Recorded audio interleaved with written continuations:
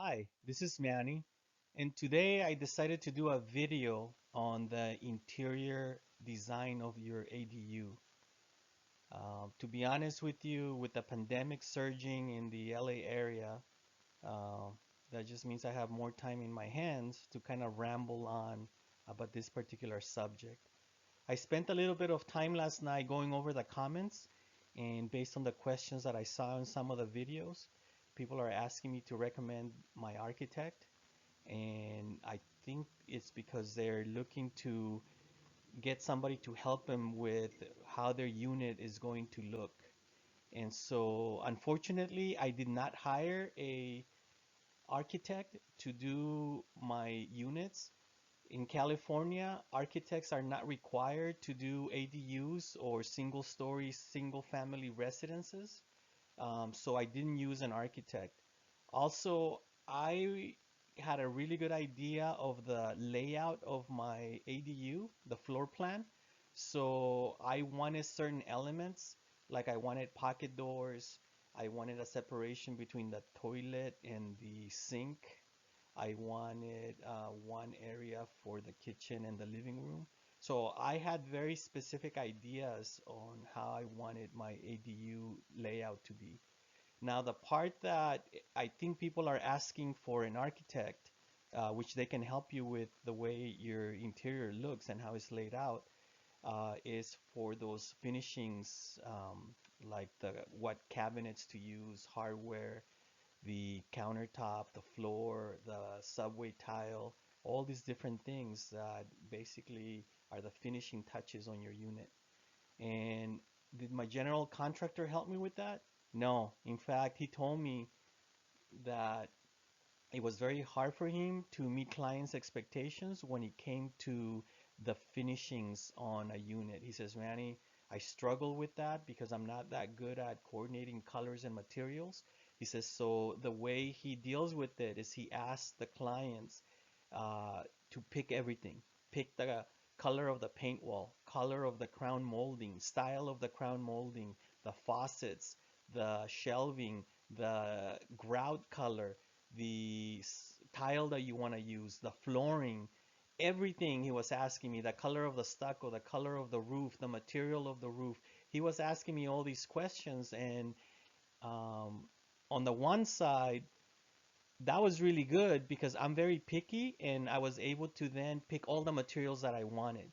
Um, on the other hand, it wasn't that great because it was very time consuming. It takes so much time to even pick the right lights and pick all the materials, all the paint. I mean, I spent so much time going to Lowe's and Home Depot and Living Spaces, Florin Decor, and just spent a lot of time at all these stores, Amazon, other online stores, and it's such a time-consuming process. But basically, because I'm very picky, I was able to then get my girlfriend to help me, who's really good at coordinating colors, and I'm not. And so I would take her to these places, and we would spend hours looking at material. Now, she loves shopping, and she loves coordinating things for the house, and so that worked out. But there, sometimes we would have long discussions on not picking something over something else. And again, I was conscious about the cost, but she wasn't. And in the end, we were able to pick all the materials that were, I would say, average to below average in terms of cost, but they were high quality. Maybe one item like the shower floor, that was a premium tile, but it was a very small area, and so I was able to pick above average tile pricing for the shower in the shower for the floor, and I got a high-end finish that I wanted, but that was like maybe the only material that was above average in terms of price. So now, do the plans cover anything about your look of your unit? No, the plans only have the layout of where things go, how big they are, where the drains are located, and basically how to build a structure. the plans themselves, even though there's like 7 pages, it's all about codes and building techniques. It has nothing with your finishes. So your draftsman, while some of them may have ideas on how to do the layout and what interiors you should pick, my draftsman has zero input into the layout and into the final look and feel of the unit. I didn't hire an architect, so I didn't get input from an architect. And my general contractor said, "No, you have to pick everything because it has to meet your expectations." So he kind of gave me that responsibility, which it worked out great for me.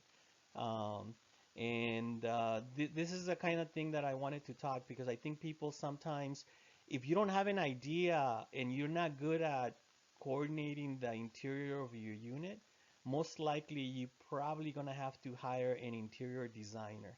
Now, the prices that I've been talking about in my other videos, that the draftsman only charged me 2,100 to do my plans, or in the case when I went to a general contractor, it was close, it was a little bit over 3,000. Again, that's to do all of the plans to build a structure. It has zero information on the materials that you're going to use for finishing. It doesn't talk about the flooring. It doesn't talk about subway tile. It doesn't talk about countertops. It doesn't talk about cabinets. So all of those, it doesn't talk about the walls color. So if you don't have an idea, you're going to end up spending more money because you either have to hire an interior designer or you're going to have to hire an architect to uh, help you design what you want. And the more picky you are, the more time it takes, the more it costs because time is money. And in fact, my girlfriend did such a great job that I've asked the general contractor if he ever runs into a situation where the client needs somebody to help with the interior design, that my girlfriend is willing to charge a fee, a consultation fee, and because this is not her primary job, but she's really good at it. We haven't figured out what the cost structure would be, but I would thinking that the consultation is probably going to be one that's based on certain amount of time and because it just takes so much time trying to coordinate everything. If you look at my unit and you just look at the kitchen, which I have a picture of it right here, and it's actually in the video, look at the grout in the subway tile in the kitchen. There were like 50 shades of gray when you go over to tile and decor to look at grout. And we ended up picking a darker color, but if you go with a lighter color, if you go with like a white grout, it would completely change the look of that kitchen. If you look at the floor, you can see the color of the floor, but when you're there at Home Depot or at Tile and Decor, you'll see that there are hundreds of different styles of flooring. So even if you narrow it down to the color, you still have the width, the length, and the thickness of the material and the price. So there's just so many different combinations. And then you look at the floor on its own and you think about how is it going to combine with the hardware on the cabinets or the color of the cabinets or the subway tile. And there were so many different styles. So you look at it and you say, oh, okay, well, that kitchen has white subtile. Well, there are different finishes of the subtile. There's you look at it and it looks like it's white. Well, there were some that were cream that didn't go with the floor. Some of them were too long, some of them were too wide, some of them were too high. And the shape of the tile also makes a huge difference. Anyways, I find it that it's very time consuming and very difficult to coordinate. So if you have somebody that's really good at coordinating colors, just beware that it's not a 1 hour consultation. We're looking at maybe 50 hours. Uh, just to give you a sense of how much time it takes, when I was picking the lights for the outside of the unit, you would think, come on, how hard is it to pick these outdoor lights? I was at Home Depot for 3 hours looking at the wall of lights, taking pictures of all the different lights, sending them over to my girlfriend, and then she would tell me, I like this one. I would look at it and I would say, oh, after looking at the technical details, it doesn't have the dusk to dawn sensor, so the light doesn't turn on and off on its own, or it didn't have the part where when it didn't have a motion detector. Other ones have a motion detector, and when there's no motion, the light is on at 25%. When they detect motion, they go up 100%. So those help you save energy at night because they'll go to a lower setting when there's no motion. And if they detect motion, they go up to 100%. They turn on brighter. And so all these technical things I was looking at, and half the lights didn't have it. And I couldn't tell if the light had it because there's like 200 lights on the wall at Home Depot. Um, and then she would pick some that looked really nice, and they had all the technical things I wanted, but they were like 250 a light. And I was like, that's a little bit too expensive. I ended up going with lights that met all my needs, and I ended up getting them on Amazon. And they look great, in my opinion.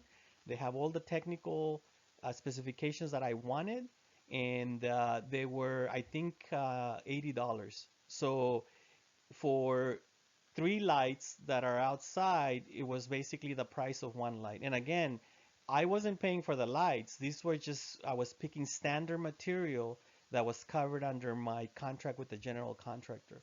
So he gave me a budget on things, and so I was very conscious about making sure that I would pick things that were priced below average, they look good, and it met my technical specifications. Play this over on the floor. The same thing happened with the floor. The same thing happened with the tile. The same thing happened with the shower floor. The same thing happened with the shower door, the faucets, everything. Just play it 100 times towards everything that we had to select. Um, so the better idea that you have in terms of your layout, the better idea that you have of the materials you want to pick and the colors, the less it will cost you because you don't have to spend time or effort or in hiring an interior designer. Essentially, we became the interior designers. Well, my girlfriend was the interior designer. I was kind of like the cost control person. And the technical specifications, I was looking to make sure we were getting quality products at a good price. Um, so that's my rambling on. In the comments, people again ask me for, hey, can I give me the name of your architect? I didn't hire an architect. And I think they're asking because they're trying to figure out how to get help coordinating all these different items and all these different finishings. And the draftsmen didn't do that for me. The draftsmen just drew the plans. And they're very inefficient and they take a long time. So I can't recommend them. The general contractor, my general contractor was great at constructing the unit. He was not good at picking the materials and the colors. He says, no, you have to do it. Um, so I hope that that gives you some background. If you can, for example, tell your contractor, I want the same look and finish as this presentation, um, and they can figure out how to get all the colors and everything. Again, uh, you have to have somebody that can tell you, oh yeah, all these different colors go together with each other. Because I'm telling you, I was there with pieces of the subway tile and I think it's called Floor and Decor, and putting it together with the floor, and not, to me some things looked okay and my girlfriend would be, no, they don't match. I'm like, yeah, it's hard to tell. She's like, no, those two don't match. This one matches better with that white, and it's incredible. There are many different shades of white. It's incredible. I just didn't realize that until we actually put the materials together and realized that you're right. Some of these things don't go well together, even though they're both white and even though they're both gray. So that's the crazy thing about doing interior design is that, or interior decorating, is that you have to have the innate ability to put colors together. All right, well, I've rambled on for a long time on this pandemic day, and hopefully some of the things that I rambled on made sense to you. And I'll try to do a better job of reading the comments, although I get tired of comments that just ask me about my architect or to share my general contractor. My general contractor has had a bad experience with YouTube referrals because everybody wants quotes, and then he doesn't get any work. And it turns out that when the referral is a personal referral, like when you're referring a friend or a family member and you can show them your work, then I think that he's able to convert those referrals into actual work at a much higher rate than just spending all his time providing quotes to YouTubers who are looking for the lowest price, and it results in no work for him. All right? So I'll talk to you later.